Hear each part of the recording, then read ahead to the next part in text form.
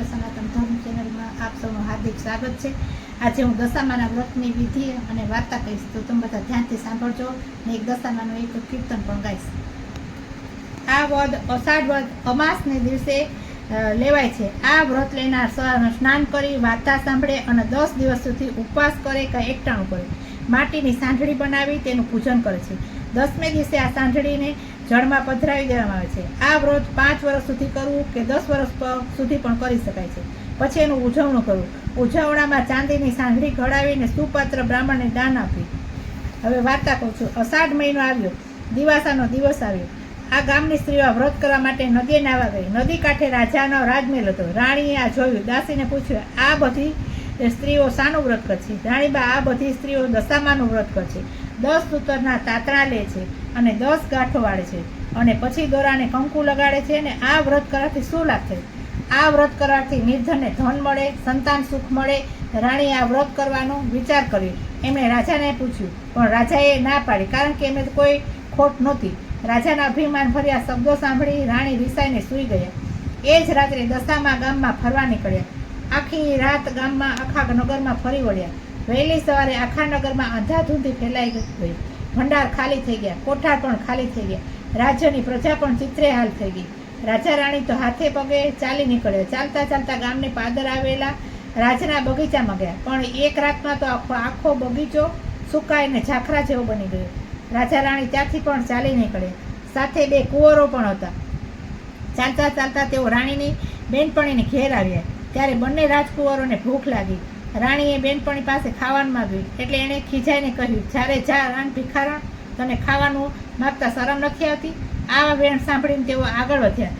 રસ્તામાં વાવ આવી, બંને કુંવરોને તરસ લાગી, એટલે તેઓ વાવમાં પાણી પીવા ગયા। ત્યાં તો દશામાએ એમને વાવમાં ખેંચી ગયા।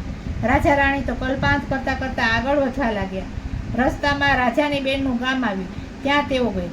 રાજાએ પોતાની બેનને સમાચાર મોકલ્યા, એટલે બહેનને લાગ્યું કે જરૂર ભાઈને કોઈ દુઃખ પડી છે, નહીંતર હાથી, ઘોડા અને રથ વગર તો તેઓ આવે જ નહીં।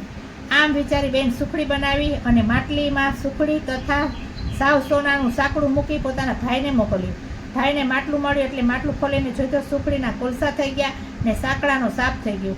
આ જોઈ ભાઈને લાગ્યું કે બહેન, મારી બેન તો આવું મોકલે જ નહીં, આ તો જરૂર આપણી દશાફરી છે। રાજાએ એક ચીભડું લીધું। ચીભડું લઈને તેઓ ચાલતા જતા હતા। ત્યાં નગરના સિપાહી આવી ચડ્યા। તેઓ રાજાના ખોવાયેલા કુંવરને શોધતા હતા। ત્યાં આ ચીભડાની સામે નજર પડતા ચીભડું રાજકુંવરનું માથું બની ગયું। આથી સિપાહીઓને લાગ્યું કે આ લોકો એ રાજાના કુંવરને મારી નાખ્યું, એટલે તેમને પકડીને કેદખાનામાં લઈ ગયા અને પૂરી દીધા। એવામાં અષાઢ મહિનો આવ્યો અને દિવાસાના દિવસ આવ્યો, એટલે રાણીએ વિચાર્યું કે દશામાનું અપમાન કર્યું છે, એટલે જ આપણી આવી દશા થઈ છે। આથી રાણીએ કારાવાસમાં દશામાનું વ્રત કર્યું, નકોરડા ઉપવાસ કર્યા અને 10મે દિવસે માટીની સાંઢળીની પૂજા કરી। આથી એ નગરના રાજાના સપનામાં દશામાં આવીને કહ્યું, આ રાજા રાણીના વગર વાકે કારાવાસમાં તે પૂર્યા છે, તો તું એને છોડી મૂકજે। તારો કુંવર સવારે ઘેર આવી જશે। અને ખરેખર એમ બન્યું। રાજા રાણી કારાવાસમાંથી છોડી મૂક્યા। ચાલતા ચાલતા તેઓ પાછા આવ્યા અને પોતાના બહેનના નગરમાં આવ્યા। ત્યાં આવીને માટલીમાં જોયું તો ખાવા જેવી સુખડી બની ગઈ અને સાપ હતો તે સોનાનું સાંકડું બની ગયું।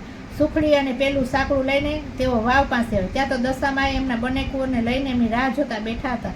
રાજા રાણી આવે એટલે એમના કુંવર સોંપી દીધા અને કહ્યું, હવે તમારી વળતી દશા થઈ છે, તમે વ્રતનો મહિમા સમજો અને રાજ્ય સંભાળી લો।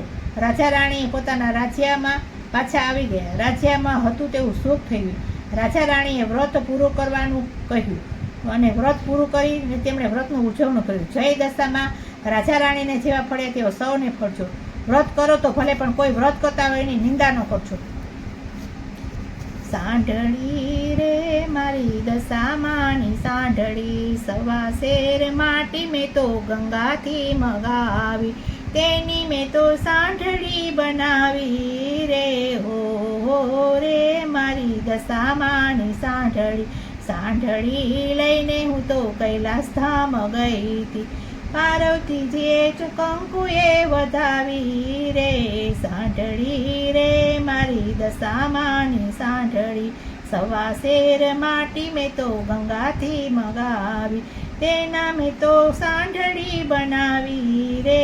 મારી સાંઢળી રે મારી દશામાની સાંઢળી, સાંઢળી લઈને હું તો અયોધ્યા રે ગઈ હતી, સીતાજીએ ચોખલે વધાવી રે, સાંઢળી રે મારી દશામાની સાંઢળી, સવા શેર માટી મેં તો ગંગાથી મગાવી, તેની મેં તો સાંઢળી બનાવી રે, મારી સાંઢળી રે મારી દશામાની સાંઢળી, સાંઢળી લઈને હું તો ગોકુળ ગઈ હતી, રાજાજીએ મોતીડે વધાવી રે, સાંઢળી રે મારી દશામાની સાંઢળી.